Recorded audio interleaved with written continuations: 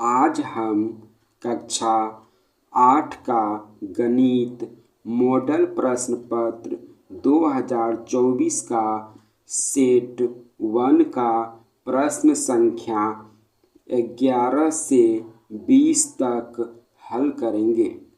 पिछले वीडियो में हमने प्रश्न संख्या 1 से 10 तक का प्रश्न हल किया है। तो प्रश्न संख्या 11 है, पाइथागोरस त्रिक है। पाइथागोरस त्रिक क्या है, इसको जानने के लिए एक समकोण त्रिभुज का प्रयोग करेंगे। तो एक समकोण त्रिभुज बनाते हैं।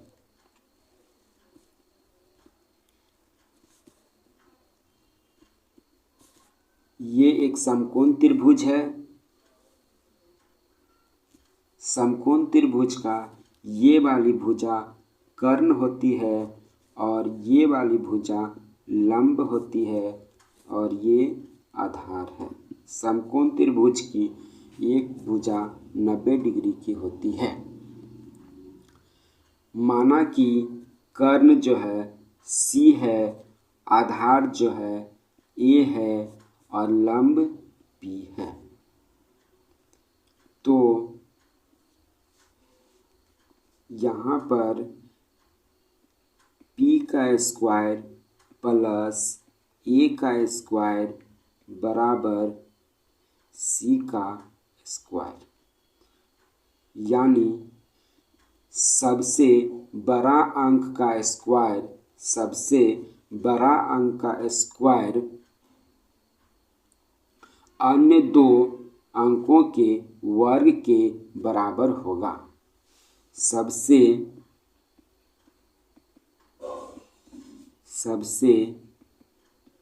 बड़ा अंक का वर्ग अन्य दो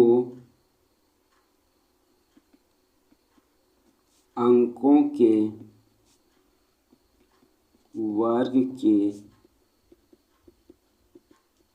बराबर होगा, यानी A का स्क्वायर प्लस B का स्क्वायर बराबर C का स्क्वायर। सबसे बड़ा अंक का वर्ग C का स्क्वायर अन्य दो अंकों के वर्ग के बराबर होगा, यानी अन्य दो अंक A है तो A का स्क्वायर प्लस B का स्क्वायर, ये दोनों का स्क्वायर C के स्क्वायर के बराबर होगा। तो पाइथागोरस त्रिक है, तो इसमें 4 ऑप्शन दिया गया है। तो 4 ऑप्शन में से कौन सा ऑप्शन सही है, इसको चेक करेंगे। तो सबसे बड़े डिजिट का स्क्वायर करेंगे, तो 4 का स्क्वायर बराबर 2 का स्क्वायर प्लस 3 का स्क्वायर, तो 16, 4 का स्क्वायर 16 बराबर 2 का स्क्वायर 4 और 3 का स्क्वायर 9। तो 16 इक्वल टू 4 और 9 को जोड़ेंगे तो 13 आएगा, जो 16 के बराबर नहीं है। ऑप्शन नंबर 2 चेक करेंगे। 8 का स्क्वायर इक्वल टू 4 का स्क्वायर प्लस 6 का स्क्वायर। 8 का स्क्वायर 64 इक्वल टू 4 का स्क्वायर 16 प्लस 6 का स्क्वायर 36, तो 64 इक्वल टू 16 प्लस 39 करेंगे तो 52, ये भी 64 के इक्वल नहीं है।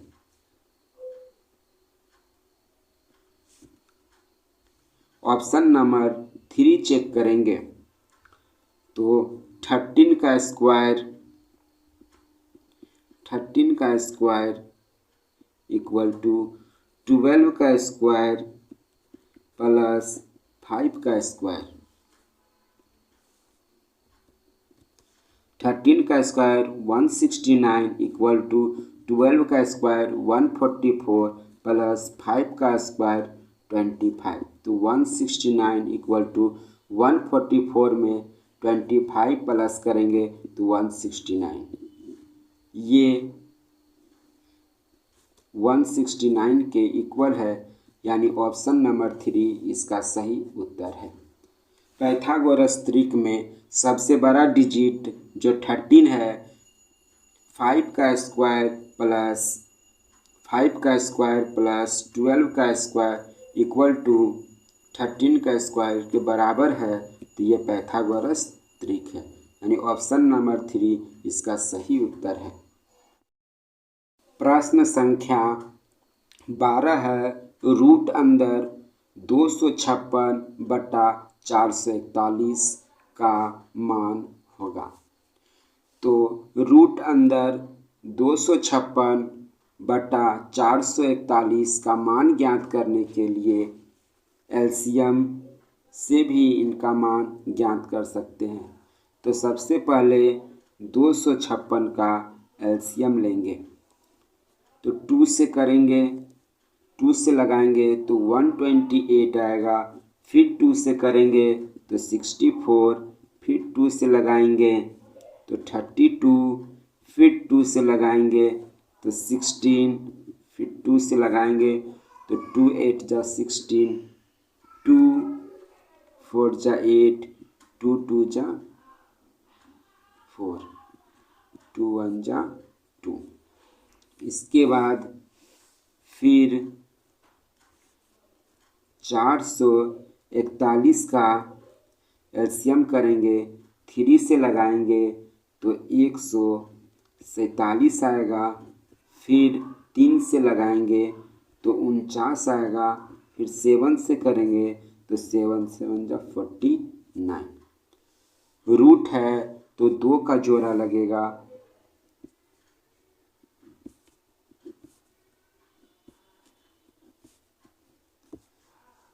तो रूट अंदर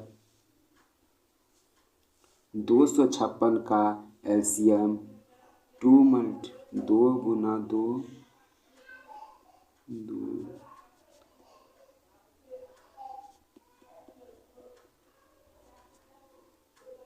बट्टा 441 का एलसीएम 3 गुना 3 7 गुना 7। रूट को जब रूट से बाहर जब संख्या को करेंगे तो रूट में 2 का जोड़ा लगता है। जब रूट से बाहर करेंगे तो 2 का जोड़ा में से 1 बाहर चला जाएगा, तो 2 इसमें से फिर 2 बाहर आएगा, रूट के बाहर जाएगा तो फिर 2 बाई इसमें से रूट के बाहर जाएगा तो 3 फिर 7, तो 2 2 जा 2 दूनी के 4, 4 दूनी के 8, 8 दूनी के 16, 3 7 21। यानी प्रश्न संख्या 12 का उत्तर 16/21 यानी ऑप्शन नंबर 1 इसका सही उत्तर है। प्रश्न संख्या 13 है, 4.5 का वर्ग होगा। तो 4.5 का वर्ग करेंगे तो 4.5 को 4.5 से गुना करेंगे। वर्ग का मतलब स्क्वायर होता है, यानी जो संख्या दिया हुआ है उसी संख्या से फिर से गुना करना रहता है। तो सबसे पहले 45 को 45 से गुना करेंगे तो 2025 आएगा। अब इसमें देखेंगे कि टोटल कितने अंकों के बाद दशमलव है पीछे से, तो 1 और 1 2 अंक के बाद दशमलव है, तो पीछे से 2 अंक के बाद दशमलव बैठाएंगे, यानी 4.5 4.5 का वर्ग 20.5 2 5 होगा, यानी ऑप्शन नंबर 2 इसका सही उत्तर है।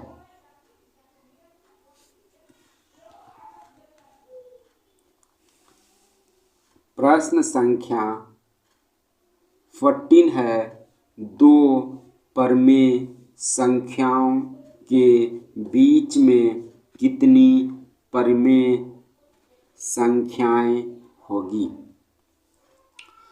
तो दो परमेय संख्याओं के बीच में अनगिनत दो परमेय संख्याओं के बीच में अनगिनत परमेय संख्या होती है।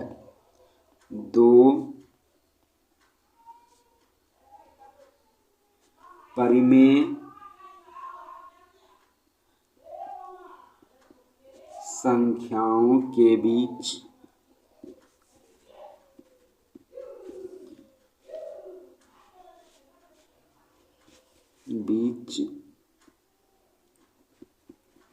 अनगिनत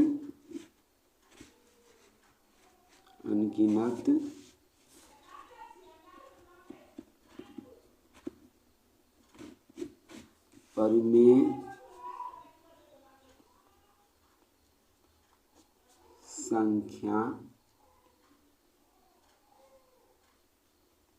संख्याएं होती है, यानी ऑप्शन नंबर 4 इसका सही उत्तर है।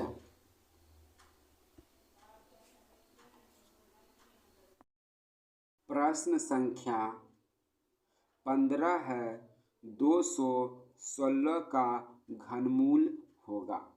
तो 216 का घनमूल ज्ञात करने के लिए हमें सबसे पहले एलसीएम करना पड़ेगा 216 का। तो 216 का 2 से लगाएंगे तो 108 आएगा, फिर 2 से लगाएंगे तो 54 आएगा, फिर 2 से लगाएंगे तो 27 आएगा, फिर 3 से 3 नंबर 27, फिर 3 से लगाएंगे 3 3 9, 3 1 3। घन में घनमूल ज्ञात करने के लिए 3 का जोड़ा लगेगा। तो पहले 2 into 2 into 2 into 2 into 2 2 sorry 3 into 3 to 3। घनमूल में 3 का जोड़ा लगेगा और जब इसको रूट से बाहर करेंगे तो 3 का जोड़ा में से 1 बाहर आएगा, तो 2 मल्टीप्लाई 3, यानी 216 का घनमूल 6 होगा। तो ऑप्शन नंबर 6 इसका ऑप्शन नंबर 2 इसका सही उत्तर है।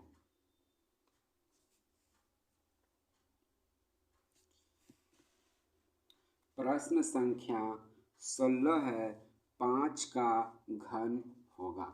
तो 5 का घन होगा, तो घन के लिए जो संख्या दिया है उसको 3 बार गुना करेंगे। तो 5 गुना 5 गुना 5, 25 25 पंचे 125। तो 5 का घनमूल 125 होगा, यानी ऑप्शन नंबर 2 इसका सही उत्तर है। प्रश्न संख्या 17 है, 64 किसका घन है? तो उत्तर में 64 का घन ज्ञात करने के लिए एलसीएम लेंगे। तो 64 को 2 से लगाएंगे तो 32 आएगा, फिर 2 से करेंगे तो 16 आएगा, फिर 2 अठे 16, 2 चौके 8, 2 दूनी के 4।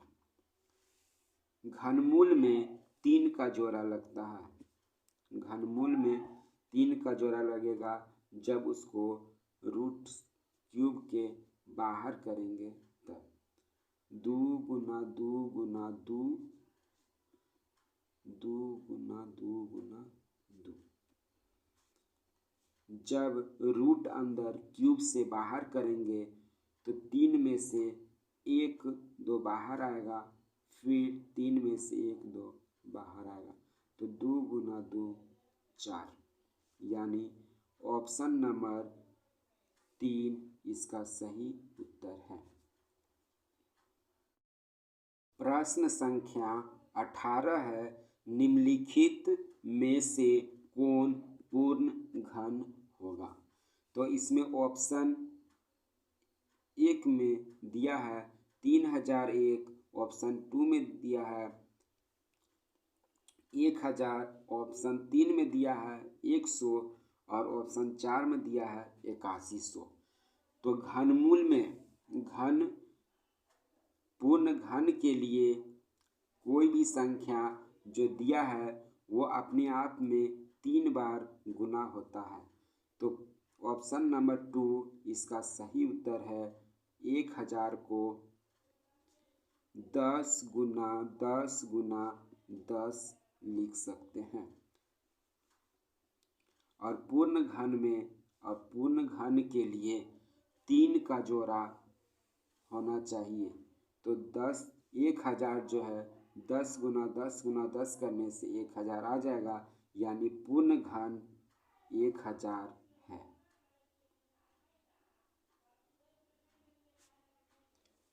यानी ऑप्शन नंबर 2 इसका सही उत्तर है। प्रश्न संख्या 19 है, रूट अंदर 125 का क्यूब का मान होगा। तो सबसे पहले 125 का एलसीएम करेंगे, 5 से लगाएंगे तो 25 आएगा, फिर बचे 25। और घन में ये क्यूब है, यानी घन में 3 का जोड़ा लगता है, इसीलिए 125 का गुणनखंड किए तो 5 गुना 5 गुना 5 आया। अब रूट अंदर क्यूब से बाहर करेंगे तो 3 का जोड़ा लगेगा तो 1 5 बाहर आएगा, यानी रूट अंदर 125 का क्यूब 5 है। ऑप्शन नंबर 1 इसका सही उत्तर है। प्रश्न संख्या 20 है, 8 के घन का इकाई अंक होगा। तो 8 के घन का इकाई अंक ज्ञात करने के लिए यहाँ पर एग्जाम्पल से समझेंगे कि 1 का क्यूब करेंगे तो 1 का क्यूब होगा, 1 का क्यूब का मतलब 1 को जो संख्या दिया है उसको 3 बार अपने आप से गुना करना। तो 1 गुना 1 गुना 1 बराबर 1।